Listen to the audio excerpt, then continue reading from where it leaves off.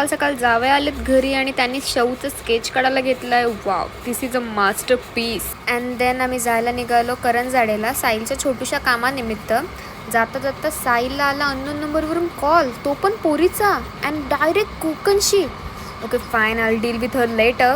आणि मग पोचलो कालभैरव मंदिरजवळ. तिथून गेलो पाणीपुरी खायला. इथली पाणीपुरी लय टेस्टी आहे, इवन हायजेनिक टू. बघा भैयाने ग्लोव्ज घातलेत.